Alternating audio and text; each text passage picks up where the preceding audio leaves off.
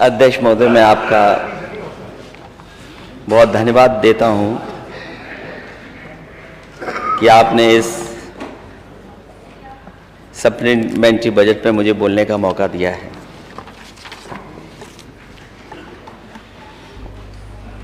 हालांकि जब मैं अध्यक्ष महोदय सदन में आया तो चर्चा किसी और बात पे हो रही थी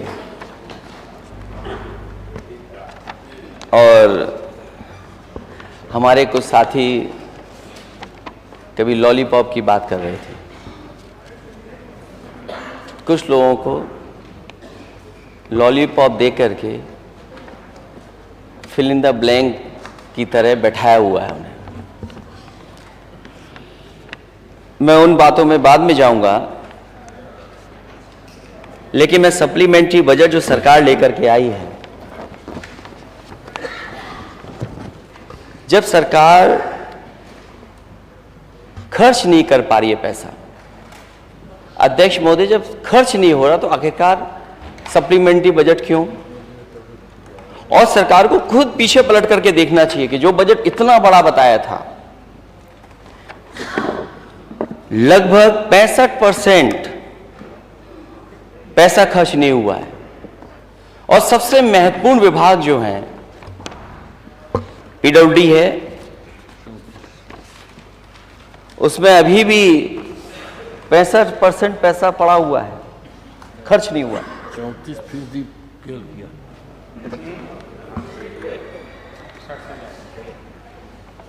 और कई विभाग ऐसे हैं जिनमें पैसा ही नहीं खर्च हो रहा है। तो आखिरकार ये सप्लीमेंट्री बजट क्यों चाहिए आपको? और कुछ महीनों बाद, क्योंकि जब आज और आप बातचीत कर रहे हैं सदन में, 1 दिसंबर हो गया है और नया बजट भी आएगा, तो मैं ये कह सकता हूं कि इस सरकार का जो कार्यकाल अभी तक रहा है, ये विजनलेस सरकार रही है, डायरेक्शनलेस बजट रहा है इनका। जो कहा वो नहीं करा, जो कहा वो नहीं करा, ये भाजपा का असली नारा होना चाहिए। और इसलिए क्योंकि सरकार जब कहती थी कि $1 ट्रिलियन की इकोनॉमी हम बना देंगे, माननीय वित्त मंत्री जानते होंगे, सरकार जानती होगी कि अगर $1 ट्रिलियन की इकोनॉमी को अचीव करने के लिए आपको 34% की ग्रोथ रेट चाहिए। अगर आप 65% पैसा नहीं खर्च करेंगे, सप्लीमेंट्री बजट फिर ले लेंगे आप, कुछ महीने हैं आपके पास, तो कैसे आप अचीव करेंगे? ये डबल स्टैंडर्ड सरकार है, दोहरा चरित्र है सरकार का। कहती कुछ है, करती कुछ और है। और डींग मारने में तो सबसे आगे है कि हम विश्व गुरु बनकर के $1 ट्रिलियन इकोनॉमी बना लेंगे। स्मार्ट सिटी का सपना दिखाया था। क्या इस सप्लीमेंट्री बजट में स्मार्ट सिटी का कहीं स्थान है? मुझे तो यह लगता है कि 5 साल का वो कार्यकाल और लगभग 2 साल अब पूरे होने जा रहे हैं, ये सरकार खुद महसूस कर गई है कि अब वो स्मार्ट सिटी नहीं बना सकती, स्मार्ट सिटी नहीं बन पाएगी।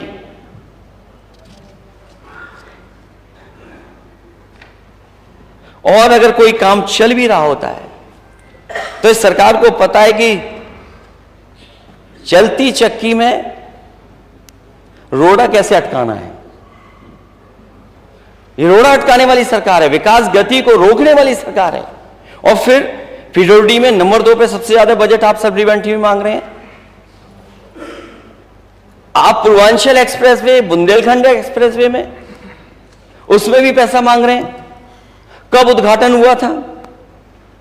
हमारे माननीय सदस्यों को याद होगा किस जमाने में उद्घाटन हुआ, और आज भी पैसा मांग रहे हैं उसके अंदर। दूसरा बुंदेलखंड एक्सप्रेसवे, उसके लिए भी पैसा मांग रहे हैं आप। तो सरकार को स्वीकार करना चाहिए कि वो जो उद्घाटन हुए थे वो आधे अधूरे उद्घाटन थे। आधे अधूरे उद्घाटन थे। और अगर बजट नहीं खर्च हो पा रहा है तो सरकार को स्वीकार करना चाहिए कि पुअर गवर्नेंस है उनकी, और पुअर गवर्नेंस ही नहीं है, उसको छिपाने के लिए नए नए नारे करते हैं ये लोग।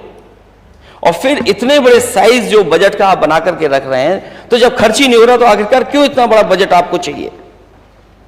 इसलिए जब बड़े बजट से, जो मुख्य बजट था, उससे डेवलपमेंट नहीं हुआ तो ये सप्लीमेंट्री बजट से कौन सा डेवलपमेंट हो जाएगा? हालांकि ये सरकार आंकड़े कम मानती है, लेकिन फिर भी एक प्रतिष्ठित मैगजीन के मैं आंकड़े रखना चाहता हूं ओवरऑल इकोनॉमी के बारे में। मुझे याद है अध्यक्ष महोदय, आपके सामने ये बात रखी गई थी कि प्रदेश का सबसे बड़ा बजट इस बार पेश हो रहा है, और जब सबसे बड़ा बजट पेश हुआ तो आपकी अर्थव्यवस्था जब तुलना होती है और प्रदेशों से, तो आपका स्थान कौन सा है? 18वां स्थान है आपका। पूरे देश में जब प्रदेशों की अर्थव्यवस्था की तुलना होती है तो जो सर्वश्रेष्ठ प्रदर्शन करने वाले राज्य, उसमें उत्तर प्रदेश 18वें स्थान पर है। और मान लीजिए सरकार ने अगर इतना बड़ा बजट और इतना सहयोग, जो डबल इंजन सरकार बोलती है, तो सुधार तो दिखना चाहिए। लेकिन देश की एक प्रतिष्ठित मैगजीन ने जब सर्वे किया, उसमें भी सर्वाधिक सुधार वाले बड़े राज्यों में अर्थव्यवस्था किस स्थान पर है? आपकी 14वें स्थान पर है। ये आंकड़े हम विपक्ष के लोगों के नहीं हैं, ये प्रतिष्ठित मैगजीन है। मैं जानता था अध्यक्ष महोदय, मैंने पिछली बार भी आंकड़े टेबल किए थे, लेकिन वित्त मंत्री मुझे कौन से किताब का है? वित्त मंत्री हैं आप क्यों गुमराह कर रहे हो मुख्यमंत्री जी को? क्योंकि मैं ये टेबल कर दूंगा जो आंकड़े मैं बता रहा हूं। अगर नहीं समझ में आया तो मैं फिर बोलना चाहता हूं। सर्वश्रेष्ठ प्रदर्शन करने वाले स्टेट अर्थव्यवस्था में उत्तर प्रदेश 18वें स्थान पर है। सर्वाधिक सुधार वाले बड़े राज्य अर्थव्यवस्था में हमारा 14वें स्थान पर है। और दूसरा सबसे महत्वपूर्ण पैरामीटर जो हमारा स्वास्थ्य है, ये तो ओवरऑल इकोनॉमी में हम कहां खड़े हैं, और स्वास्थ्य के अगर हम मानक में देखें तो सबसे अच्छा प्रदर्शन करने वाले राज्यों में केवल स्वास्थ्य के क्षेत्र में, क्योंकि सरकार लखनऊ से लेकर के दिल्ली और दिल्ली से लेकर के मुंबई तक मेडिकल कॉलेजों का प्रचार, अपनी स्वास्थ्य व्यवस्थाओं के सुधार का प्रचार, उस पर खर्च कर रही है पैसा। और स्थान कौन सा पा रहा है उत्तर प्रदेश? ओवरऑल ग्रोथ में, इकोनॉमी में थे आप 18वें, इस स्वास्थ्य में 19वें नंबर पर। 19वें नंबर पर स्टेट पहुंचती है। और जिसमें सुधार को लेकर के जो सर्वे किया गया कि सुधार होने वाले राज्यों में जिन राज्यों ने ज्यादा सुधार किया, उन राज्यों की सूची में से ही बाहर हो गया उत्तर प्रदेश स्वास्थ्य के क्षेत्र में। और ये सरकार जानबूझ करके कर रही है। सरकार ये जानबूझ करके इसलिए कर रही है क्योंकि सरकार ये चाहती है कि सरकारी अस्पतालों में इलाज ना हो, प्राइवेट अस्पतालों में इलाज हो। लोग ज्यादा से ज्यादा प्राइवेट अस्पतालों में जाकर के इलाज कराएं। अध्यक्ष महोदय, मैं आपके माध्यम से सरकार से जानना चाहूंगा कि जब आप इतना बड़ा बजट रख रहे हैं और इस बजट में आप स्वास्थ्य सेवाओं के लिए रख रहे हैं 174 करोड़ रुपए, 174 करोड़, और आप कितने मेडिकल कॉलेज बनाना चाहते हैं कि देश में सबसे ज्यादा मेडिकल कॉलेज हों?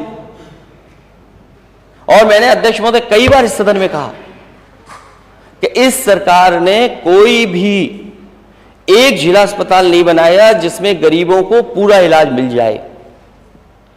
न नया बनाया, न पुराने अस्पतालों में सुधार किया। और उसका परिणाम यह है कि गरीब को मजबूरी में प्राइवेट अस्पतालों में जाना पड़ रहा है। मैंने जानकारी की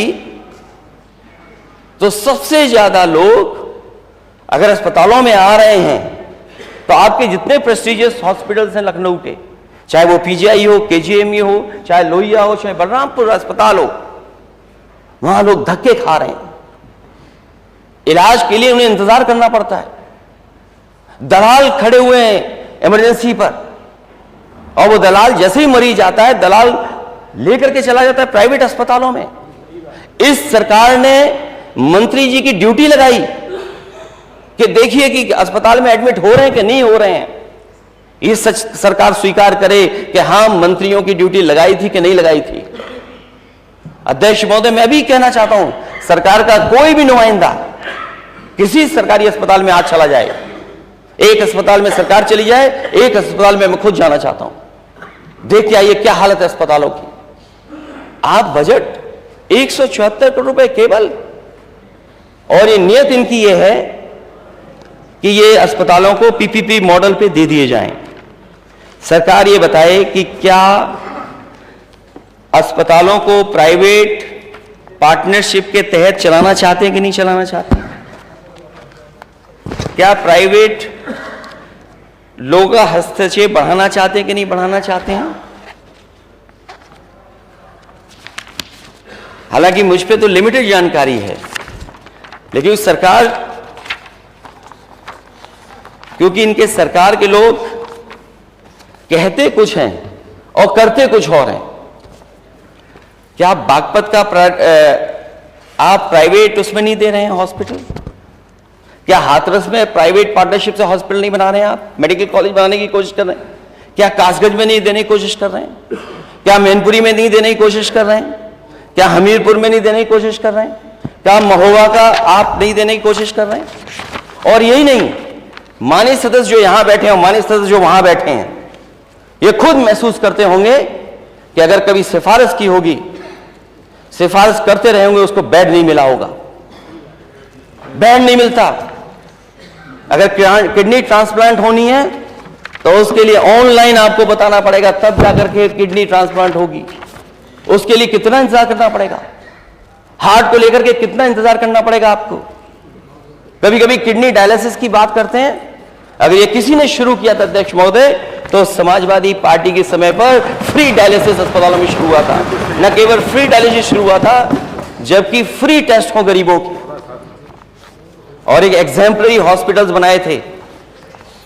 और मैं आज भी कहता हूं, मैं किसी योजना से किसी गरीब का लाभ हो जाए उसके खिलाफ नहीं बोल रहा हूं। मैं, अच्छी बात है, आयुष्मान योजना बने, उससे भी अच्छी योजना लेकर के आए। लेकिन मैं समझता हूं अध्यक्ष महोदय, जो कभी नेताजी ने सोचा था, समाजवादियों ने जो करके दिखाया था कि एक बार गरीब अस्पताल में पहुंच जाए, उसे किसी कार्ड की जरूरत नहीं पड़े, उसका पूरा इलाज दवाई मुफ्त हो, से पैसा नहीं देना पड़े।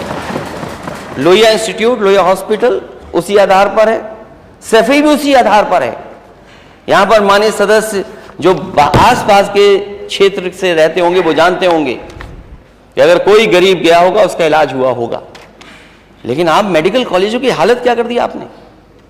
यहां पर जौनपुर के भी माननीय सदस्य बैठे होंगे, मेडिकल कॉलेज की हालत क्या है जौनपुर की? आजमगढ़ की मेडिकल कॉलेज की हालत क्या है? आप लखीमपुर में मेडिकल कॉलेज बताओ क्या हालत है उसकी? मेरठ में क्या हालत है? सहारनपुर के मेडिकल क्या हालत है? क्या हालत है वहां की? और अयोध्या का तो बनाया समाजवादियों ने दिया, अब तो खराब कर दिया इन्होंने। अयोध्या भी अध्यक्ष महोदय समाजवादियों की देन है वहां देने की। तो मैं ये जानना चाहता हूं सरकार से कि आप बड़े बड़े पोस्टर लगा रहे हैं, बड़े बड़े बैनर लगा रहे हैं आप, लेकिन इलाज क्यों नहीं मिल रहा है? क्या गाजीपुर के मेडिकल कॉलेज में इलाज मिल रहा है? आप बताइए किस मेडिकल, बहराइच के मेडिकल कॉलेज में एडमिट क्या मिल रहा है इलाज? बांदा के मेडिकल कॉलेज में? और फिर कैंसर जैसी बीमारी बहुत गंभीर है। अध्यक्ष महोदय, नेता सदन बैठे हैं, वो जानते होंगे जब उनके पास एप्लीकेशंस माननीय सदस्य या जनता दरबार में जो जाते होंगे लोग, जो दरखास्त पहुंचाते होंगे, मैंने आंकड़े नहीं देखे लेकिन मैं जानता हूं अखबारों के माध्यम से और जानकारी जो हासिल होती है उसके माध्यम से, सबसे ज्यादा कैंसर के लोगों की सरकार से मदद होती होगी। नेता सदन बैठे हैं, अगर आज भी आंकड़े मंगाएंगे तो सबसे ज्यादा बीमारी और बीमारी को लेकर के पैसे मांगने की, चाहे वो इलाज दिल्ली में हो रहा हो, चाहे कहीं मुंबई में हो रहा हो, चाहे लखनऊ में, सबसे ज्यादा मांग उसकी है कि कैंसर की बीमारी के लिए पैसा चाहिए। एक बहुत वर्ल्ड लेवल का रिसर्च कैंसर इंस्टीट्यूट बनाया था, वो माननीय मंत्री जी है नहीं, माननीय मंत्री जी को मैंने एक बार कुछ कह दिया सेवक की जगह, तब से उन्होंने अपने सभी हैंडलों पे वही लिख लिया है। अध्यक्ष महोदय, कभी कभी अंग्रेजी हिंदी में बड़ा गड़बड़ हो जाता है। मैंने कोई बात अंग्रेजी में कह दी, हालांकि वो सेवक है। कैंसर इंस्टीट्यूट कितने दिनों से ऐसे ही पड़ा, केवल नाम बदल दिया। क्या सरकार बताए उसमें डायरेक्टर अपॉइंट हो गया? क्या जो पर्याप्त डॉक्टर्स की जरूरत थी वो अपॉइंट हो गए? क्या वहां पर जो अपॉइंटमेंट्स होने थे, जो नंबर्स डॉक्टर्स के थे, क्या पूरे हो गए? वहां पर जो टेक्निकल स्टाफ की जरूरत थी क्या पूरे हो गए? मुझे नहीं लगता है कि कहीं भी जो इंस्टीट्यूट चलाने के लिए डॉक्टर्स, इंस्टीट्यूट चलाने के लिए जो प्रोफेसर्स, जो स्टाफ की जरूरत थी वो पूरी कर पाई होगी सरकार। और जब सरकार उसको डायरेक्टर नहीं अपॉइंट कर पा रही है तो कैसे उम्मीद करोगे कि उसमें इलाज मिल जाएगा? और फिर माननीय मुख्यमंत्री जी का मैंने ऐड देखा था एक बार सरकार बनते ही कि वो एक कैंसर इंस्टीट्यूट का उद्घाटन करने जा रहे हैं। बड़ा ऐड देखा मैंने उस अखबार में। मैंने कहा कि ये इलीगल हॉस्पिटल का उद्घाटन करने जा रहे हैं। हालांकि सरकार है तो उद्घाटन कर ही सकती है। उन्होंने उद्घाटन किया। दूसरा उद्घाटन जो आज भी लखनऊ में सबसे बेहतरीन हॉस्पिटल प्राइवेट में नजर आता है, मेदांता हॉस्पिटल, अगर किसी सरकार के तहत बना है, किसी सरकार की वजह से बना है, तो अध्यक्ष महोदय वो समाजवादी पार्टी की वजह से बना है।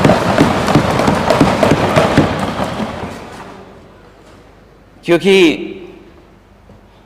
सरकार के मुखिया से उद्घाटन कराया जाएगा तो प्रचार भी बहुत होगा, और सरकार का स्वार्थ ही होता है कि नाम उसका चल जाएगा कि उसी ने बनवाया हॉस्पिटल। तो सबसे हाई स्टैंडर्ड नॉर्थ इंडिया की फर्स्ट रेडिएशन मशीन का उद्घाटन करके मुख्यमंत्री जी आए। अध्यक्ष महोदय, मैं आपके माध्यम से सरकार से जानना चाहता हूं, आप प्राइवेट हॉस्पिटल्स का उद्घाटन कर रहे हो, आप प्राइवेट इंस्टीट्यूशंस का प्रचार क्यों कर रहे हैं? आपके 100 एकड़ में कैंसर इंस्टीट्यूट बन करके खड़ी है, आखिर उसके लिए बजट क्या है? क्या ये मैं मान लूं सप्लीमेंट्री बजट में जो आपने दिया है 174, इसमें कुछ है कैंसर इंस्टीट्यूट के लिए बजट? और फिर सरकार भी जानती है कि विधायक निधि से गरीबों के इलाज की मदद हो जाए, वो अगर किसी ने फैसला लिया था तो यही विधायक बैठे, यही समाजवादी सरकार ने लिया। और अगर आपको फैसला लेना है तो आप उसका दुगना कर दीजिए, आप दुगना करिए। केवल ये सदस्य खुश नहीं होंगे, आपकी तरफ बैठे हुए सदस्य भी बहुत कई जगह बहुत कमजोर महसूस करते हैं। जो उन्हें सम्मान मिलना चाहिए वो हो सकता है, अगर आप निधि से बढ़ा दें तो उनको थोड़ा बहुत सम्मान भी मिलेगा और जनता की सेवा भी कर पाएंगे। तो वो जो 25 लाख आप बता रहे थे वो आपने नहीं बढ़ाया, ना आपने किया। उस समय के जो माननीय विधायक थे, मंत्री थे, उन्होंने कहा था, और उसकी एक कहानी दूसरी है, और उससे न जाने कितने गरीबों की मदद हो रही है। तो आप जो सरकारी संस्थाओं को खत्म कर रहे हैं वो इसलिए खत्म कर रहे हैं क्योंकि आप चाहते हैं कि गरीब प्राइवेट की तरफ जाए, और जो सुविधा समाजवादियों ने केजीएमयू के स्टाफ को दी थी, बाद में वही डिमांड लोहिया के लिए भी हुई, उससे पहले सफी को लेकर के भी वही हुई। अध्यक्ष महोदय, मैं सरकार से जानना चाहता हूं कि आपके ही डॉक्टर्स, आपके ही इंस्टीट्यूशन के अच्छे डॉक्टर्स प्राइवेट में जाकर के प्रैक्टिस कर रहे हैं, आपकी नौकरी छोड़ करके जा रहे हैं, उनको रोकने के लिए आपके पास क्या है? उनकी जो डिमांड थी कि पीजीआई की तरह उन्हें सुविधा मिले, उनकी सैलरीज मिले, उनके अलाउंसेस मिले। अगर किसी ने पीजीआई की तरह केजीएमयू में, लोहिया इंस्टीट्यूट में और सफे इंस्टीट्यूट में दिया है तो वो समाजवादी पार्टी है। हम तो आपसे कहेंगे कि आप शुरुआत गोरखपुर से करिए, फिर बनारस जाइए, फिर और धीमे धीमे जो मेडिकल कॉलेज हैं उनमें भी वही अलाउंसेस दीजिए जिस तरीके से पीजीआई के डॉक्टर्स स्टाफ को सुविधा मिलती है। सड़क को लेकर के बहुत चिंतित हैं सभी माननीय सदस्य। हमारे सदस्य तो बोलते हैं, अध्यक्ष महोदय दूसरी तरफ के सदस्य तकलीफ है, उनको परेशानी है, सब जानते हैं, लेकिन पता नहीं डर किस बात का कि बोल नहीं रहे हैं। सड़कों में गड्ढे हैं, गड्ढों में सड़क है, और फिर हिस्टोरिकल सरकार लूट कर रही है, हिस्टोरिकल। अध्यक्ष महोदय, इस विभाग की शुरुआत ही बड़ी अच्छी हुई।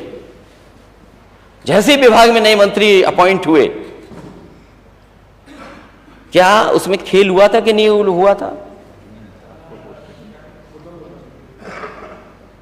और ऐसा खेल हुआ खेल मंत्रालय में।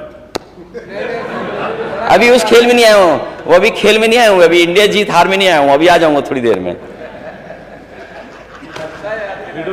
अध्यक्ष महोदय, पीडब्ल्यूडी विभाग में मंत्री के बनने के बाद तुरंत खेल हो गया, और वो तो नजर सरकार की पड़ गई। थोड़ा बहुत बचा होगा, लेकिन मुझे नहीं लगता कुछ बच पाया होगा। आप मेंटेनेंस पे कितना पैसा ले रहे हैं आप? हमारे माननीय सदस्य लोग सवाल उठाना चाहते थे मेंटेनेंस पे। अध्यक्ष महोदय, पिछले जब से सरकार बनी है, सरकार बताए जब बजट में पैसा नंबर 2 पे आप पीडब्ल्यूडी में ले रहे हैं, तो सरकार बताए कि आखिरकार मेंटेनेंस के लिए पैसा आप कितना खर्च कर रहे हैं, गड्ढा मुक्ति के लिए कितना पैसा खर्च कर रहे हैं, और आपकी तारीख के बाद तारीख बदल जाती है। माननीय मंत्री जी ने कब कहा था कि गड्ढा मुक्त हो जाएंगी सड़कें उत्तर प्रदेश की? एक बार कहा, 2 बार कहा? माननीय मुख्यमंत्री नेता सदन बताएं कि उन्होंने गड्ढा मुक्ति के लिए कितनी बार कहा कि गड्ढा मुक्ति हो जाएगी सड़क? क्या उत्तर प्रदेश की सड़कें गड्ढा मुक्त हो गई? क्या डबल इंजन की सरकार ऐसी चलेगी कि सड़कों में गड्ढे होंगे और केवल गड्ढों से लोगों को असुविधा नहीं हो रही बल्कि एक्सीडेंट हो रहे हैं? न जाने कितने लोगों की जान गई उससे, न जाने कितने लोग हॉस्पिटल चले गए, न जाने कितने लोगों की गाड़ियों का मेंटेनेंस करना पड़ा होगा।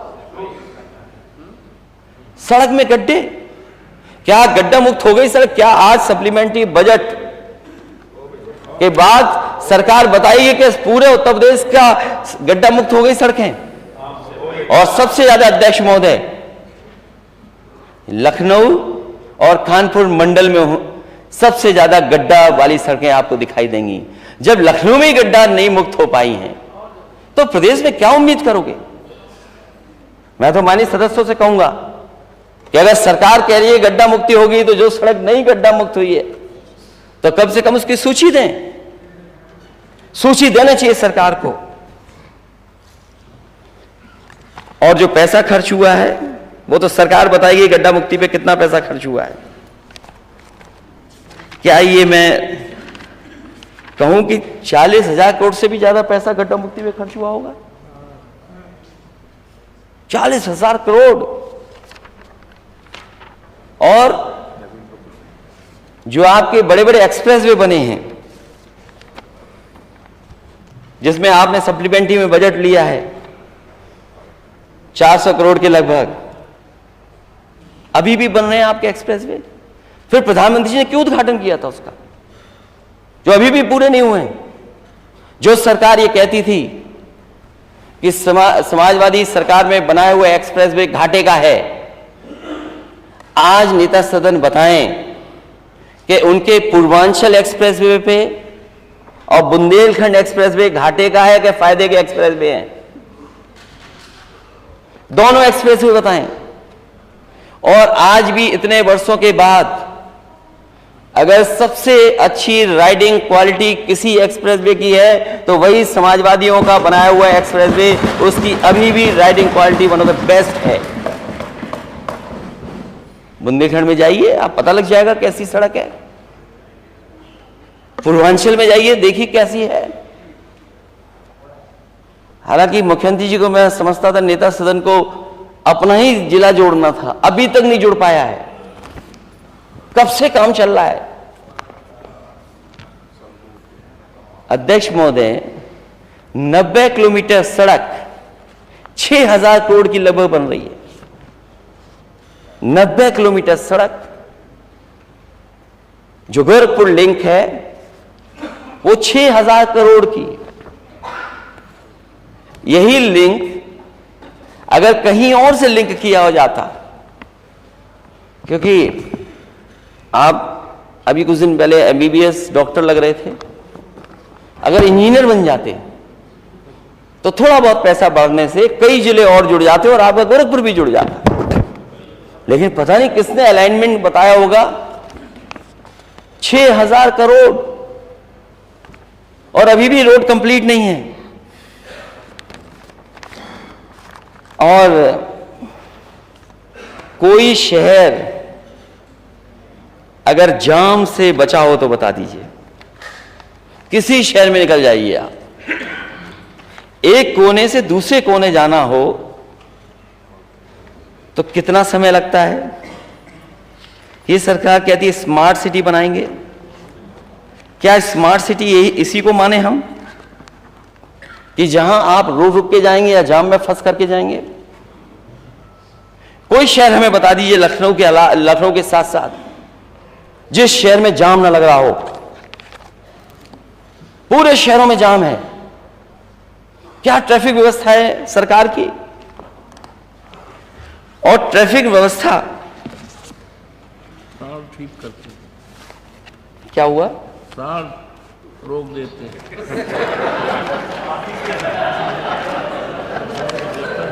मैं अपने माननीय सदस्य से कहूंगा उसको सांड मत कहिए, नंदी।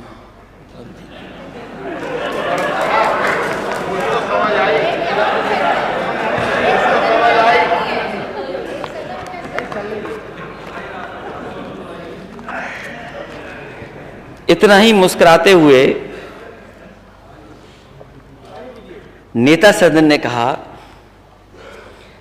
कि सांड नंदी है और वे नंदी का संरक्षण कर रहे हैं। ट्रैफिक पुलिस से ज्यादा सड़कों पर ट्रैफिक पुलिस से ज्यादा और किसी शहर में अध्यक्ष महोदय, कानपुर के इधर मैंने गिने नहीं लेकिन दिखते वहां भी हैं। बाकी गिन लिए।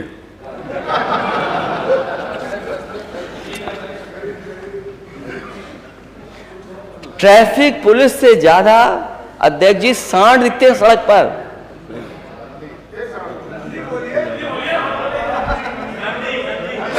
दो सालों में क्या दुर्दशा है।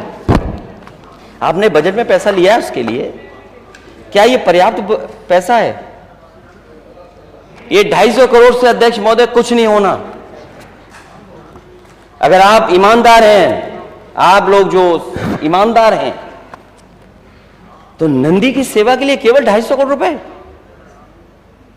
250 करोड़ में सेवा हो जाएगी। हर सड़क पे, हर चौराहे पर, हर डिवाइडर पे। और आज भी चले जाइए, कहीं घूम के आ जाइए। आईएसओ की ड्यूटी लगी थी और हरदोई में तो सेकंड फ्लोर पे सांड चढ़ गए थे 2। उनको रात भर सेवा करनी पड़ी थी सरकार को। लो भाई, ये तो समाजवादी हो गए।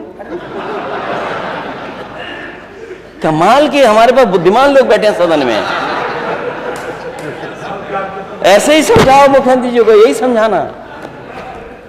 अरे हमारे बुद्धिमान माननीय सदस्य, ये बताओ हरदोई के सेकंड फ्लोर पे कैसे चढ़ गया सांड?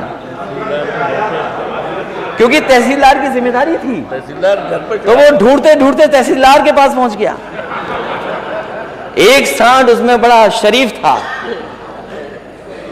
वो अधिकारियों के फुसलाने से और थोड़ा खाने पीने के दिखाने से उतर आया, दूसरा नहीं उतरा। उसके लिए आपको हाइड्रा का इंतजाम करना पड़ा। बताओ सेकंड फ्लोर से हाइड्रा से उतरा सांड के नहीं उतरा? बताइए, हरदोई के मंत्री जी बैठे हैं, क्या सच है कि नहीं सच है? सोचिए आप, ये दुर्दशा है। चारा पानी तक नहीं मिल रहा है, गौवंश भूखे प्यासे मर रहे हैं, क्योंकि गौशालाओं के नाम पर योगी सरकार में सिर्फ भ्रष्टाचार हो रहा है, केवल लूट हो रही है। और इसको चलाने वाले लोग भाजपा से जुड़े लोग हैं और सरकारी अधिकारी मिलकर के चारा पानी तक खा पी जा रहे हैं। बताइए, ये स्थिति है।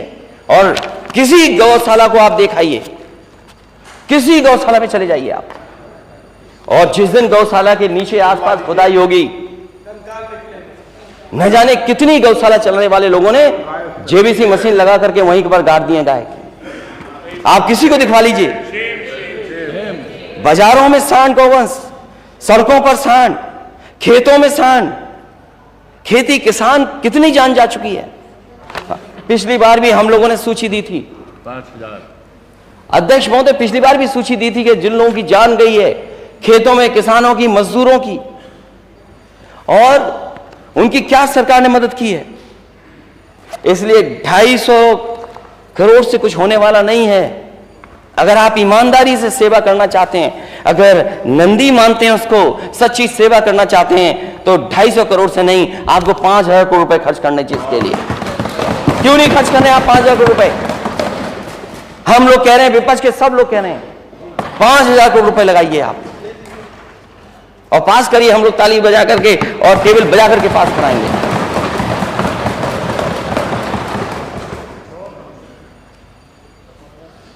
हमारे माननीय सदस्य ने कल बहुत अच्छी बात कही कि वो घोड़ा समझ लेता है कि घोड़ा सवार कैसा है, घोड़सवार कैसा है। अधिकारी समझ गए हैं कि सरकार कैसी है। इसलिए आपके कंट्रोल में नहीं है चीजें। आपके कंट्रोल में अगर चीजें होती तो न जाने कहां पहुंच गया होता है स्टेट। क्योंकि $1 ट्रिलियन का अगर सपना आप दिखा रहे हैं, तो $1 ट्रिलियन का सपना कैसे पूरा होगा? अगर $1 ट्रिलियन का सपना पूरा कर रहे हैं, तो सप्लीमेंट्री बजट में क्या है जो आप $1 ट्रिलियन इकोनॉमी का सपना पूरा कर रहे हैं आप? और तब जब रोजगारी बढ़ रही है, महंगाई बढ़ रही है आपकी। हमारे माननीय सदस्य सब जानते हैं कितनी महंगाई है, कहां पहुंच गई महंगाई। आखिरकार इसका मुनाफा कहां जा रहा है? मुनाफा किसकी जेब में जा रहा है? सवाल महंगाई का तो है, लेकिन सवाल इसके साथ साथ मुनाफे का भी है कि मुनाफा किसकी जेब में जा रहा है। बिजली को लेकर के बहुत बजट मांगा है और रखा गया, हमेशा ही रखा जाता है बिजली को लेकर के। मैं अध्यक्ष महोदय, मैं ये दावा कर सकता हूं और आंकड़ों के हिसाब से कि सबसे ज्यादा उत्तर प्रदेश की बिजली के सुधार में अगर किसी सरकार ने फैसले लिए थे तो वो समाजवादी सरकार थी। उसकी वजह से आज उत्तर प्रदेश में इतने बड़े पैमाने पर बिजली उपलब्ध है।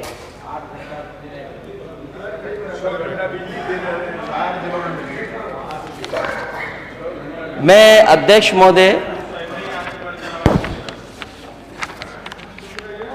आप जो बजट ले रहे हैं ऊर्जा विभाग में लगभग 11,000 करोड़, 1,000-2,000 करोड़ तो हो सकता है किसान के लिए हो, बाकी मुझे लगता है किसी को कुछ बिल पे करने के लिए आप लोग बजट ले रहे हैं।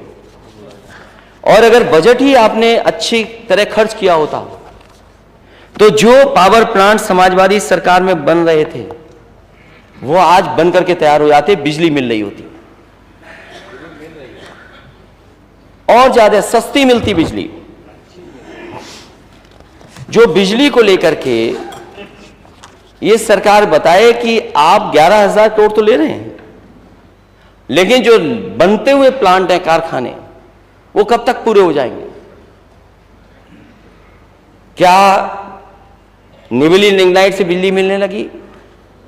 क्या पनकी का 660 सुपरक्रिटिकल समाजवादी सरकार में स्वीकृत है, उससे मिलने लगी बिजली?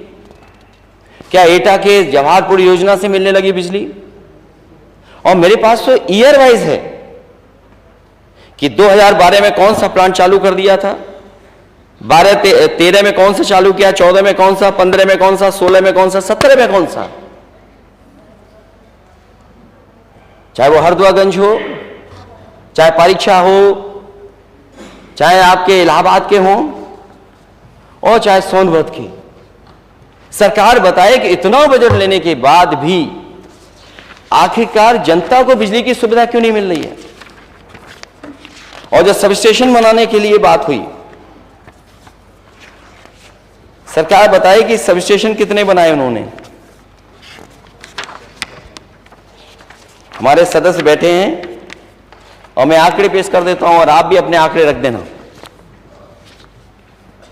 765 केवी के अध्यक्ष महोदय समाजवादी सरकार में सबसे ज्यादा लगे।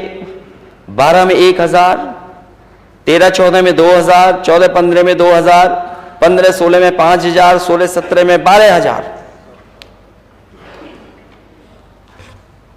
400 केवी के ट्रांसमिशन लाइन्स भी सबसे ज्यादा बिछाई गई। 220 केवी के, 132 केवी के, और सबसे ज्यादा फीडर सेपरेशन का काम भी समाजवादी सरकार में हुआ था। अध्यक्ष महोदय, जब लगभग 11,000 करोड़ रुपए आप ऊर्जा विभाग में ले रहे हैं, तो आप बताइए आपने ट्रांसमिशन में, डिस्ट्रीब्यूशन में, जनरेशन में क्या काम किया है आपने? और अगर किया होता काम तो उत्तर प्रदेश में आज 24 घंटे बिजली शहर से लेकर के गांव तक होती और सस्ती बिजली होती।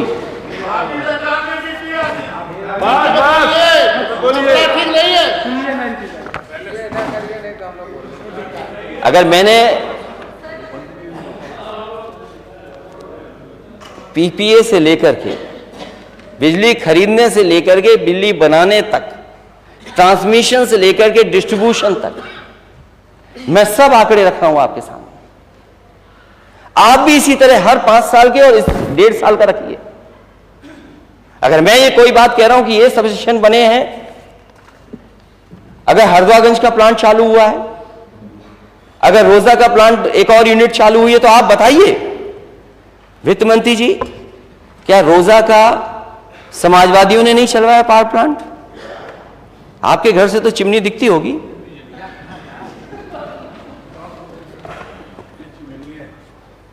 दूर तो नहीं है घर आपका, चिमनी दिखती है। पनकी भी कोई जाएगा तो चिमनी दिखती है, हमीरपुर जाएगा तो चिमनी दिखती है। आप चले जाइए जीटी रोड पे दिल्ली की तरफ, अलीगढ़ की तरफ, चिमनी दिखती है। हरदुआगंज में चिमनी दिखती है।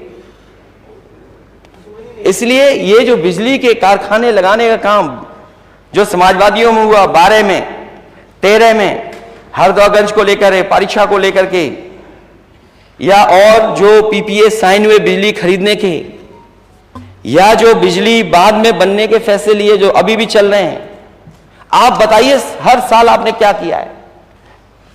और अगर आपने किया हो तो उसके आंकड़े दे दिए। हम तो अपने आंकड़े दिखा रहे हैं और दे भी बता भी नहीं आपको। और अब तो डबल इंजन की सरकार है, तो दिल्ली से कोटा क्यों नहीं मिल रहा है? कोई इम्यूनिटी है उत्तर प्रदेश को लेकर के? कोई दूरी है क्या? मुझे याद है जब कई बार इस सदन में मैं कह चुका हूं, उस समय जब बिजली देनी थी, यही शर्त रखी थी जो लोग धरने पर बैठे थे, बीजेपी के बड़े बड़े नेता, आपको बिजली 24 घंटे मिलेगी उस क्षेत्र में, प्रधानमंत्री जी के क्षेत्र में, लेकिन उत्तर प्रदेश की मदद करना कि बिजली का कोटा उत्तर प्रदेश का बढ़ा देना।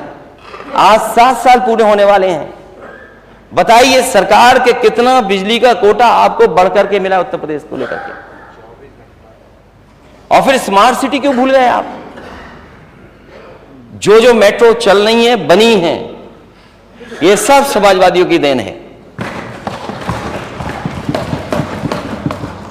अब कितनी बार बोलूं कि गोरखपुर में भी मेट्रो बना लो। मेट्रो बाद में बनाना, नाला पहले बना लेना। नाला भी बाद में बनाना, कब कब ड्रेनेज सिस्टम ऐसा बना देना कि भरे पानी निकल जाए। जो मुख्यमंत्री, आप अपने यहां क्यों घबराते हो? क्यों नहीं लगा रहे हो मेट्रो? क्यों नहीं बना रहे आप? अध्यक्ष महोदय, कौन रोक रहा है आपको? कोई रोक रहा है क्या आपको मेट्रो? और झांसी वाले भी इंतजार कर रहे हैं। कहीं ये बात मेट्रो वाली वैसी बात तो नहीं है 46 में 56 वाली बात?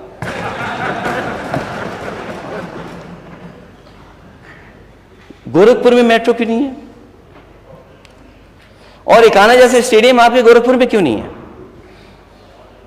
कई खिलाड़ियों को, कई कोचेस को आप तोड़ के ले आए अपने यहां, लेकिन फैसिलिटी तो दो, इंफ्रास्ट्रक्चर तो दो। पूरा उत्तर प्रदेश में मत करिए, कई गोरखपुर में तो करिए। मेट्रो कब आई गोरखपुर में? अध्यक्ष महोदय, कम से कम नेता सदन बताएं कि हम लोग भी मेट्रो में गोरखपुर में बैठेंगे। और लखनऊ से आपको क्या दुश्मनी है? हमारे माननीय सदस्य से दुश्मनी हो सकती है, दुश्मनी तो नहीं, थोड़ी नाराजगी हो सकती है। अध्यक्ष महोदय, दुश्मनी शब्द हटा दें, थोड़ी नाराजगी हो सकती है हमारे यहां। अरे ये चुनाव जीत जाते हैं, इसलिए मेट्रो नहीं आगे बढ़ी। यहां पर वो क्षेत्र तो आपका है जहां पर रुकी खड़ी है। अभी भी 7 साल में मेट्रो जाती है वहां और वहीं से वापस आ जाती है। जहां तक समाजवादी ने पहुंचाई वहीं तक पहुंची, उससे बात आगे नहीं बढ़ पाई। क्या यही स्मार्ट सिटी है आपकी? कानपुर, आगरा, मैं उस समय के प्रधानमंत्री जी को धन्यवाद दूंगा। उस समय प्रधानमंत्री मनमोहन सिंह जी थे, लेकिन वो काम तो किया हमारा उन्होंने। आपके बोलने वाले काम क्यों नहीं कर रहे? उस पर मैं अभी पूछूंगा।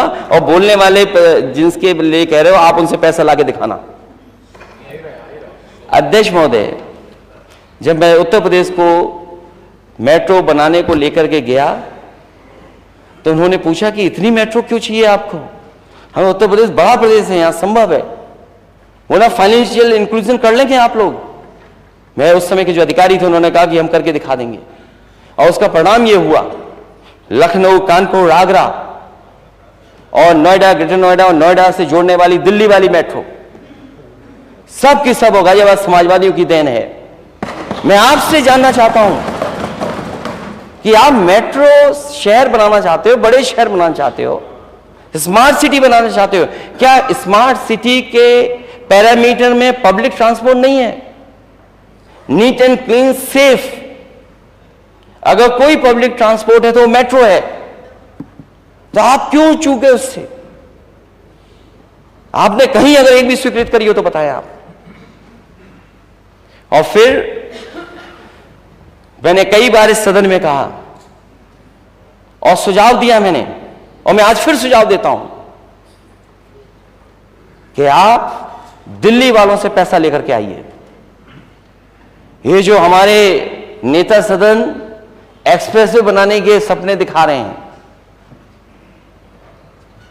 जैसे बन रहे हैं वो सबको पता है, लेकिन दिल्ली के बजट से क्यों उत्तर प्रदेश में नहीं बन रहे? दूसरे प्रदेशों में दिल्ली के बजट से एक्सप्रेसवे बन रहे हैं। आपका दिल्ली से मुंबई जोड़ने वाला एक्सप्रेसवे 1 लाख करोड़ का है। 1 लाख करोड़ दिल्ली खर्च कर रही है उस पर। आपका गंगा एक्सप्रेसवे बन रहा है, दिल्ली वालों ने पैसा क्यों नहीं दिया आपको? आपका बुंदेलखंड एक्सप्रेसवे दिल्ली वालों ने उद्घाटन किया, पूर्वांचल एक्सप्रेस दिल्ली वालों ने उद्घाटन किया। बताओ, इन एक्सप्रेसवे के लिए दिल्ली वालों ने पैसा आपको क्यों नहीं दिया? अगर दिल्ली वाले पैसा देते तो यहां के बजट का पैसा उत्तर प्रदेश की गरीब जनता में लग जाता और किसानों की आय दोगुनी हो जाती। आप बताइए, किसानों की आय दोगुनी के लिए नहीं सपना देख रहे, कुछ भी कह देंगे माननीय सदस्य। तो मैं तो कह रहा हूं आपसे, मैं सुझाव दे रहा हूं कि आपका पैसा बच जाएगा। अगर नहीं बचाना चाहते मत बचाइए। और फिर क्या कहा किसानों की आय दोगुनी कर देंगे। माननीय सदस्य लगातार उठा रहे गन्ने किसानों का सवाल। गन्ना किसान को जो कीमत मिल रही है, क्या उससे आय दोगुनी हो गई? माननीय सदस्य पंकज मलिक बैठे हैं, क्या जो रेट मिल रहा है इससे क्या किसानों की आय दोगुनी हो गई?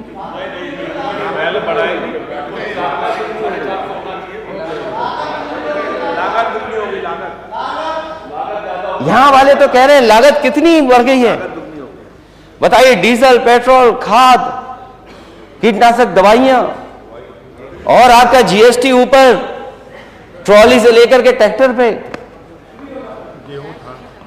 तो बताइए कहां आय दोगुनी होगी किसान की? तो 50,000 करोड़ रुपए बचते आपके एक्सप्रेसवे बनाने में। किसानों को मंडी और एमएसपी मिलने में सुविधा मिलती है, आपको कुछ मदद कर सकते थे आप किसानों की। धान की खरीद, अध्यक्ष महोदय बताएं कहां कहां होगी धान खरीद? जो यहां पर खेती करने वाले लोग हैं, बताइए कहीं धान खरीदा गया हो तो बता दो।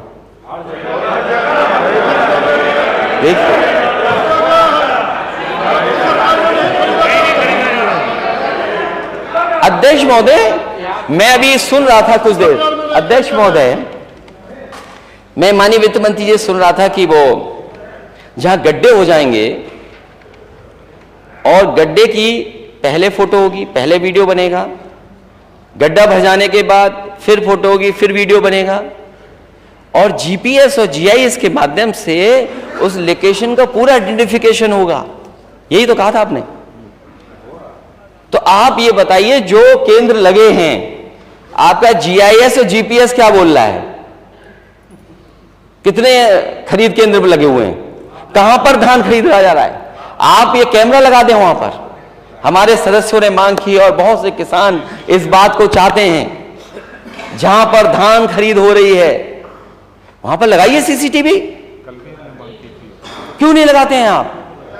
क्यों ट्रांसपेरेंसी नहीं चाहते आप? क्यों कुछ ही लोगों से पूरा धान खरीदना चाहते हैं आप? और मंडी की अगर कहीं बनी हो किसानों की मंडी, बता दीजिए एक सरकार ने बनाई हो, आपको एग्रीकल्चर इंफ्रास्ट्रक्चर के लिए पैसा मिला। इस सप्लीमेंट्री बजट में किसान के लिए क्या है, मंडी के लिए क्या है? जो सबसे पहला स्थान है जहां किसान को आय, उसकी आय बढ़ सकती है। आपने क्या कहा कि हम किसानों की आय बढ़ाएंगे, दोगुनी कर देंगे, लेकिन मंडी कहां है जहां पर किसान अपनी कीमत पाएगा? आप एमएसपी दे दीजिए, या वो जहां पर खरीदा जाएगा वो स्थान बताइए आप। गेहूं को लेकर की अलग बात है, वो मार्केट की वजह से गेहूं का रेट मिलता है, ये सरकार की योगदान नहीं है उसमें, क्योंकि मार्केट में गेहूं की डिमांड ज्यादा है, उस वजह से किसान को हमेशा गेहूं का रेट अच्छा मिलेगा। और फिर महंगाई आप बताइए, सरसों का तेल कहां पहुंच गया, रिफाइंड तेल कहां पहुंच गया? माननीय नेता सदन मिले थे, मजदूरों से पूछते, मजदूर भाइयों को तेल कितने पे खरीदना पड़ रहा है? आपको वोट चाहिए था, आपने रिफाइंड तेल भी दिया मिलावट वाला, नमक भी दे दिया, क्या अभी मिल रहा है क्या?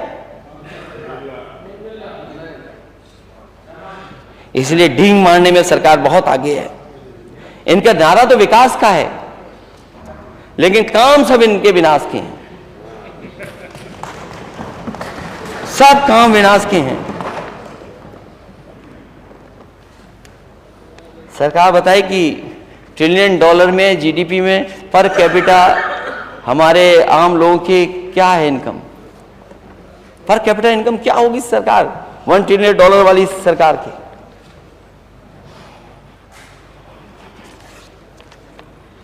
मुझे खुशी हुई इस बात की कि आप नेता सदन मजदूरों से मिले। कभी कभी अध्यक्ष महोदय ये लगता है जो दिल्ली में होता है वही उत्तर प्रदेश में होने लगता है। अगर दिल्ली वाले ऐसे फोटो खिंचाएंगे तो हमारे लोग भी ऐसे फोटो खिंचाएंगे। मुझे खुशी है इस बात की कि मजदूरों की जान बच गई। 41 लोग मजदूर जो फंसे थे उनकी जान बची, और उनके बचाने में जो जो एजेंसीज थी उनको बधाई, उनका धन्यवाद। लेकिन सबसे ज्यादा धन्यवाद और बधाई उन मजदूरों को जो रेट माइनर्स हैं, जो उस पाइप में घुस करके गए, उन्हें बचा करके लेके आए। सरकार अगर मदद कर रही है उन मजदूरों की जान फंसी थी उनकी, तो सरकार को बिना भेदभाव के उन मजदूरों का भी सम्मान करना चाहिए था और करना चाहिए जो उसमें जाकर के जिन्होंने जान बचाई है। उसमें कोई भेदभाव नहीं होना चाहिए। हमारे माननीय सदस्य केदवई साहब बैठे होंगे, इनके यहां कुछ बच्चे डूब गए, सरकार से मदद मिल गई। दूसरे भी ऐसी घटना घट गई, सरकार मदद ही नहीं कर रही। वोट के आधार पर सरकार फैसला न ले। ये आरोप जो लगते हैं, आरोप के पीछे कुछ होना चाहिए, मटेरियल भी। कोई आरोप ऐसे ही नहीं लग जाए। क्या डूबने वाली बच्चों की मदद हुई, दूसरों की मदद हो पाई कि नहीं हो पाई? हाँ, लिख के दे देना, लिख के देना। तो एक नहीं उदाहरण, हम बहुत से उदाहरण दे सकते हैं। मुझे खुशी इस बात की कि हालांकि अंग्रेजी में मैंने अखबार पढ़ लिया था, उसी की कॉपी मेरे हाथ में इस समय है, कि जब जिन लोगों की जान बची मजदूरों की, उसके बाद जो लेके गया था उन पाइप वो रेड माइनर्स को, जिन्होंने जान बचाई, उनके बारे में कि हमारी ये जो हेडलाइन थी अखबार की, वो हेडलाइन थी अखबार की कि हिंदूज और मुस्लिम्स टुगेदर सेव्ड 41 लाइव्स। कि हिंदू और मुस्लिम ने दोनों ने मिलकर के 41 लोगों की जान बचाई। और हमारी टीम में, मैं कोट कर रहा हूं कि हमारी टीम में हिंदू मुसलमान दोनों हैं। दोनों के बिना यह काम संभव नहीं था कि 41 लोगों की जान बचा पाते हम लोग। कोई अकेले ये काम कर करके शायद जान न बचा पाता। इसलिए मैं ये मैसेज देना चाहता हूं कि पूरा देश जाने कि हार्मोनी में और साथ रहने से देश आगे बढ़ेगा। और हमारा we should all live in harmony, not spread the poison of hate. जो कोट है मैं इंग्लिश में कर देता हूं। In our team there are both Hindus and Muslims, and people from both religions worked hard to save these 41 lives. None of them could have done this alone, and this is the message I want to give it to everyone. We should all live in harmony and not spread the poison of hate. We all want to give our 100% for the country. Please convey my message to everyone. सोचो आप अध्यक्ष महोदय, ये बड़ा संदेश है। एक सामान्य व्यक्ति ये बात कह रहा है कि ये संदेश जाए कि जो हम एक दूसरे में खाई पैदा करते हैं, उससे हमारा देश और समाज आगे बढ़ने वाला नहीं। एक एग्जाम्पल है। और क्योंकि नेता सदन उसी प्रदेश से आते हैं, इसी तरह अध्यक्ष महोदय, एक मां ने 24 मजदूरों की जान बचाई थी। जब उस मां को पता लग गया कि पीछे से पानी आ रहा है, वो अपने बेटे को फोन मिलाती रही फोन। कई फोन मिलाने के बाद थोड़ी देर बाद जब फोन उठा तो उसने कहा कि पीछे से पानी आ रहा है, सब मजदूरों को इससे बाहर निकाल दो। उस मां की वजह से 24 मजदूरों की जान बची थी। और उस समय अध्यक्ष महोदय हमारी सरकार नहीं थी, क्योंकि एक मां ने उन मजदूरों को बचाया था। एक अपने बेटे के माध्यम से उन मजदूरों की जान बची थी। समाजवादी पार्टी ने उस मां को 5 लाख रुपए देकर के उसको सम्मान देने का काम किया था।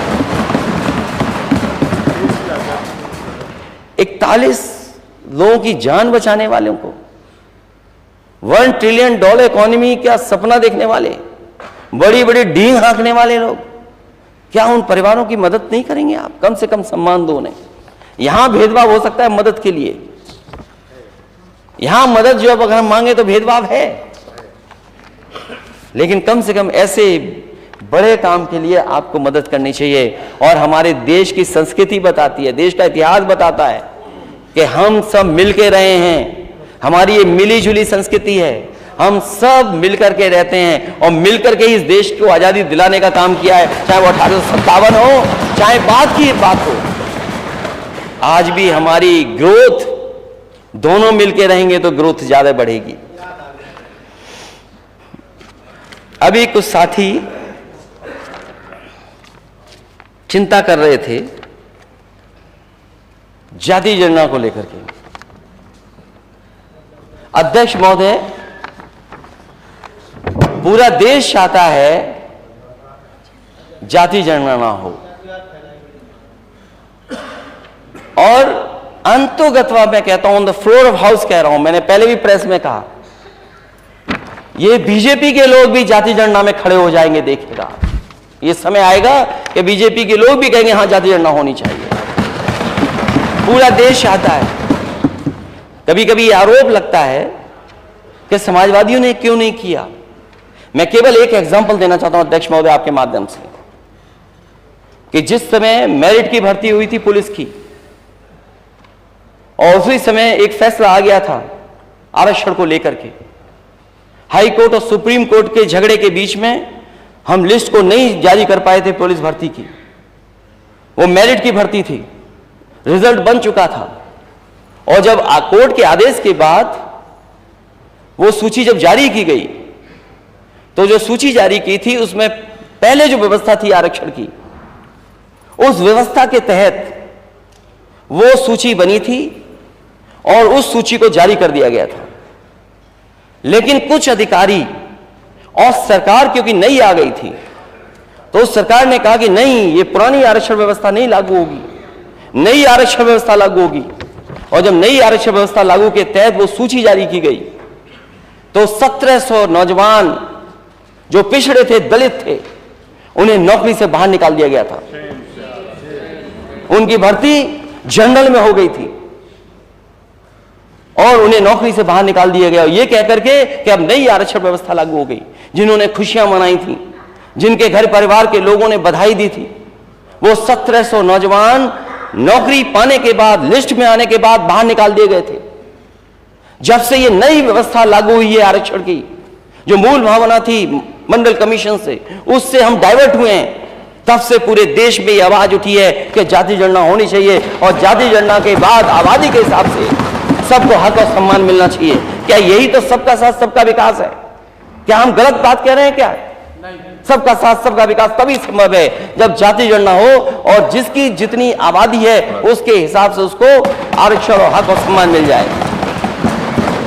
क्योंकि सरकार में रहना है, इसलिए विरोध करना जरूरी है।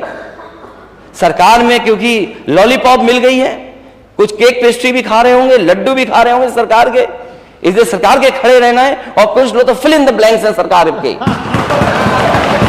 रिक्त स्थान भरो, फिल इन द ब्लैंक्स है कुछ लोग। आप पूछ लीजिए जो भी नेता सदन है, हालांकि वो इंजीनियर हैं, मैं आपसे कहूंगा नेता दूसरे दल के हैं, अध्यक्ष महोदय, उन 1700 बच्चों को निकाल के बुलाइए कि क्या उनके साथ गुजरा। और सबसे पहला बच्चा जो नौकरी से निकला था, जो उस आंदोलन को लीड कर रहा था, ये तो सदन से ही चले गए। ये हमारी वजह से नहीं गए होंगे, कुछ कटी पतंग हैं, कटी पतंग। नेता सदन कोई सीट नहीं मिली क्या? या सीट में कम लोग थे या ज्यादा लोग थे? सबसे पहले एक कुशवा नौजवान था, वो आंदोलन को लीड कर रहा था, उसकी नौकरी गई थी। वो 1700 बच्चे पिछड़े और दलित थे, इसलिए तब वो मांग उठी है, और उसके बाद से मांग जाति जनगणना की शुरू हुई। मुझे याद है लोकसभा में मैं मेंबर था, उस समय कांग्रेस पार्टी की सरकार थी। कांग्रेस पार्टी के उस समय की लीडरशिप से न केवल नेताजी ने, बल्कि शरद यादव जी ने, आदरणीय लालू प्रसाद यादव जी ने, और दक्षिण भारत के जितने नेता थे, जितने दल थे, उन सब नेताओं ने मांग की थी कि जाति जनगणना होनी चाहिए। उस समय कांग्रेस पार्टी ने आश्वासन दिया कि हम आंकड़ा जारी करेंगे, आंकड़े लेंगे, लेकिन कभी आंकड़े नहीं आए। 1931 के बाद, आजादी के बाद, अगर किसी ने जाति जनगणना रोकी थी तो वो कांग्रेस पार्टी थी। उसी रास्ते पे बीजेपी चल रही है, उसी रास्ते पर। इसलिए आज हम नई राजनीति के नए उसी पुराने सिद्धांत को अपना करके चल रहे हैं। और यहां जितने लोग बैठे हैं, आज कुछ भी कहें सामने, कुछ भी सामने कहें, लेकिन अंदर ही अंदर अपनी बिरादरी के लोगों से कहते हैं हम तो जाजी अन्ना के पक्ष में हैं। आप पूछ लीजिए इनसे, ये जो 69,000 जो भर्ती का सवाल है, शिक्षकों का सवाल है, क्या नेता सदन यही आपका नारी बंधन है? आप लड़कियों को पीटेंगे, अपमानित करेंगे, उनको लाठी पड़वाएंगे, चिन्हित करके अधिकारियों को पोस्ट करेंगे, ये अधिकारी इसको मारेगा, ये पुलिस का इसको छेड़ेगा। ये सरकार का काम नहीं है अध्यक्ष महोदय। अध्यक्ष महोदय, सरकार का काम नहीं है। अगर आप वाकई में महिलाओं के पक्ष में, नारी बंधन के पक्ष में, और जो नए सदन में वो पास हुआ है बिल, अगर उसके पक्ष में 1% भी है, तो आपको उन बेटियों को, बहनों को बुला करके बात करनी चाहिए थी कि आखिरकार क्या नाराजगी है। और अध्यक्ष महोदय, अगर नेता सदन को नहीं पता है कि एफिडेविट क्या लग रहा है सरकार की तरफ से, मैं ये भी सुन रहा था, सरकार कहती है ये जुडिशियल मामला है, प्रिजुडिस है। अगर ये मामला है तो ये बताए सरकार ने एफिडेविट क्या दिया है कोर्ट में, क्या एफिडेविट दिया है सरकार ने कोर्ट में? इसमें 3 इश्यू चल रहे हैं, कट ऑफ मार्क्स, दूसरा इश्यू है रॉन्ग क्वेश्चन आना क्वेश्चन पेपर में, तीसरा आरक्षण का है। बताओ, हमारे नेता यहां इधर बैठे हैं जो आपको सहयोग कर रहे हैं, क्या ये 69,000 भर्ती वाले बच्चे आपसे मिले कि नहीं मिले? बताओ, क्या जवाब है आपके पास उनके लिए? केवल मंत्री बने रहोगे आप?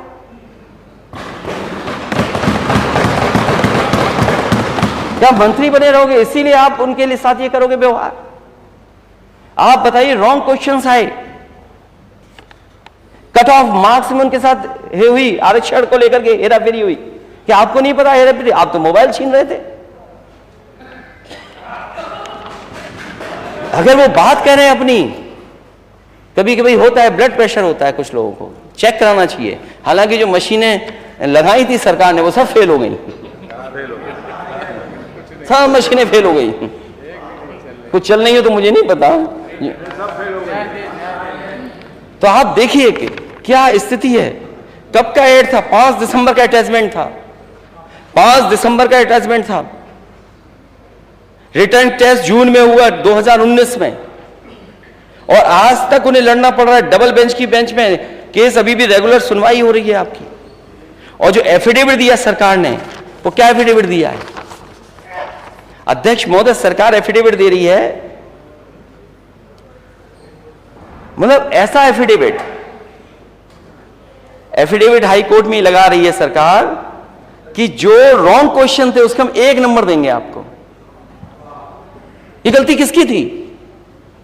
क्वेश्चन पेपर में रॉन्ग क्वेश्चन आ जाना किसकी गलती थी? मैं तो अपने जो जाति झंडा को मन ही मन में मांग करते हैं, मैं उनसे कहूंगा कि अगर लॉलीपॉप मंत्री नहीं है आप लोग, तो ये एफिडेविट जरूर पढ़ना आप लोग। ये एफिडेविट पढ़िए कि सरकार ने एफिडेविट क्या दिया है, और उनकी मदद होनी चाहिए। उनके आरक्षण के साथ खिलवाड़ हो रही है, और एक बार लाठी नहीं खाए, एक बार अपमानित नहीं हुए इस लखनऊ में आकर के।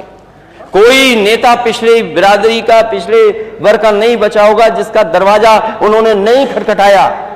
इससे ज्यादा शर्म की बात कुछ नहीं हो सकती। इसीलिए अध्यक्ष महोदय, मैंने पीडीए का नारा दिया, पीडीए ही एनडीए को हराएगा।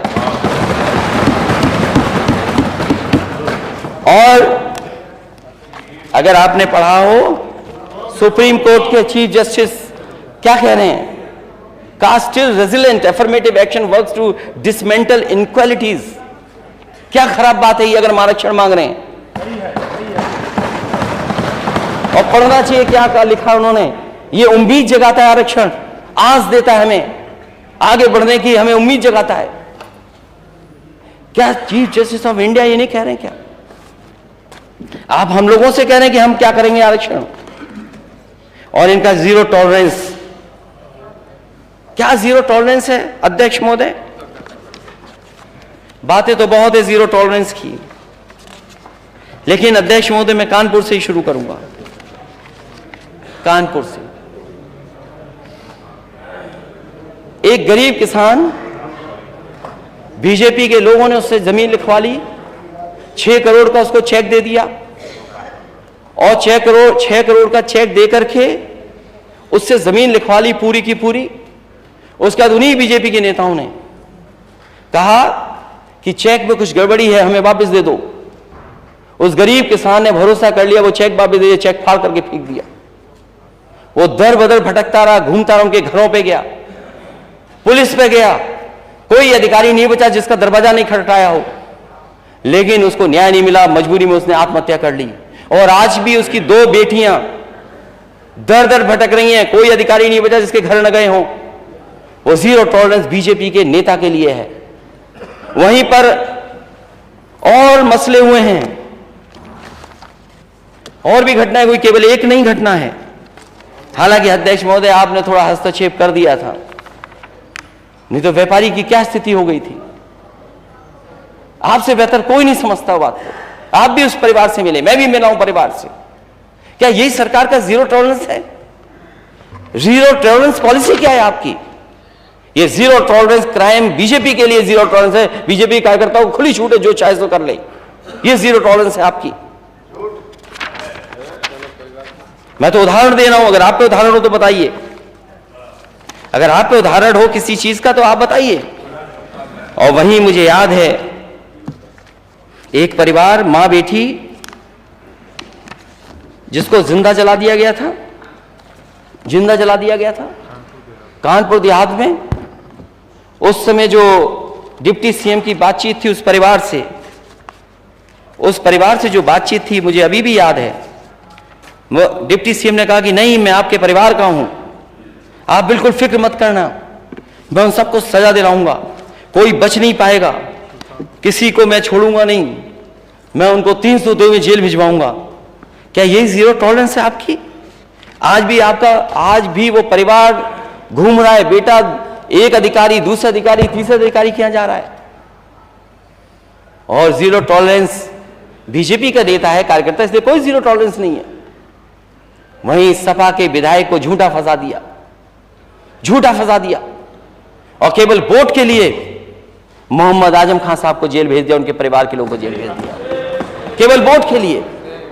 और ये बड़े बड़े प्रोजेक्ट जो बन रहे हैं, अगर कैबिनेट के फैसलों पर उंगली उठेगी, कैबिनेट के फैसले पर अगर ये इस तरह की बातें होंगी, तो नेता सदन ने भी बहुत कुछ किए होंगे काम, उन पे भी वो आंच आएगी, उंगली उन पे भी उठेगी। तो इस तरह की सरकार को काम नहीं करना चाहिए। जब आपका नारा हो सबका साथ सबका विकास, तो किसी के साथ भेदभाव नहीं होना चाहिए। और मैं यही कहता हुआ बात अपनी समाप्त करूंगा अध्यक्ष महोदय, कि अनुपूरक बजट जो लाया गया है, जब मुख्य बजट का ही कोई डायरेक्शन नहीं है, जब मुख्य बजट ही किसी रास्ते पे नहीं जा रहा है, और जो मुख्य बजट ही विजनलेस है, डायरेक्शनलेस है, और ये सरकार हार्टलेस है। और ये बात मैं अध्यक्ष महोदय कह करके खत्म कर रहा हूं अपनी बात। डायल 100 सबसे बेहतरीन व्यवस्था थी, चाहे वो बड़ा अधिकारी हो चाहे छोटा अधिकारी हो पुलिस विभाग का। उससे पूछिए वो कि ये व्यवस्था कैसी थी, वो कहेगा सबसे अच्छी व्यवस्था थी। लेकिन उस व्यवस्था को चलाने के लिए समाजवादी सरकार में फैसला लिया था कि कोई अगर पहला कॉल रिसीव करेगा वो लड़की होगी, महिला होगी। इस सरकार ने उस महिलाओं की नौकरी छीन ली जिन्होंने इतने वर्षों काम किया और लाखों लोगों का दुख दर्द सुना हो। इसलिए मैं कहता हूं इस सरकार हार्टलेस है, इमोशनलेस है सरकार। उन बेटियों के साथ जो व्यवहार हुआ सर्दी में, न केवल 69,000 में जो आंदोलन कर रही हैं उन बच्चियों के साथ व्यवहार है, जबकि डायल 100 जिन्होंने उत्तर प्रदेश के घर परिवारों में न जाने कितनों की मदद की होगी, उनके साथ क्या व्यवहार हुआ है, क्या व्यवहार हुआ उनके साथ। उन्हें दिवाली नहीं मनाने दी, सर्दी थी, बरसात हो गई, उन्हें बाथरूम में रुकना पड़ा। ये नारी बंधन है। ये माने सदस्य बैठी हैं बीजेपी की। अगर मैं कोई बात गलत कर रहा हूं द फ्लोर ऑफ हाउस, ये जो महिलाएं सदस्य जाएं उनसे पूछें कि बताओ सरकार ने क्या किया था उनके साथ व्यवहार। क्या उन्हें बाथरूम में नहीं रहना पड़ा? इन्होंने रजाइयां छीन ली, कंबल छीन लिए, वो लाठीचार्ज किया और पीटा गया। कई उसमें प्रेग्नेंट थी और गरीब परिवार की बेटियां हैं, कोई संपन्न घर की परिवार की बेटियां नहीं है। और जिस कंपनी को आप दे रहे हो टेंडर, आप गरीबी का मजाक उड़ा रहे हो और कहते हो कि आप 3,000 मांग रहे थे, हम 6,000 में नौकरी करा लेंगे। ये गरीबी का मजाक उड़ा रहे हो आप लोग। जो लोग नौकरी के लिए केवल 3,000 रुपए मांग रहे हो, महीने का बढ़ जाए उनका, ये $1 ट्रिलियन इकोनॉमी सपना है आपका कि आप डायल 100 की बेटियों के साथ ये व्यवहार करेंगे। और फिर क्रिकेट की बात मत करो, चलिए वो वाली बात आ जाएगी। धन्यवाद, थैंक यू। इसलिए अध्यक्ष महोदय, थैंक यू। मैं धन्यवाद देता हूं, आपने समय दिया। और ये अनुपूरक बजट जो लेकर के आई है सरकार, अगर पुराना पैसा नहीं खर्च कर पाए हैं तो ये पैसा क्या खर्च करने के लिए लाए हैं कि जेब में पहुंचाने के लिए लेकर आए हैं। मैं इन्हीं शब्दों के साथ आपका बहुत बहुत धन्यवाद देता हूं।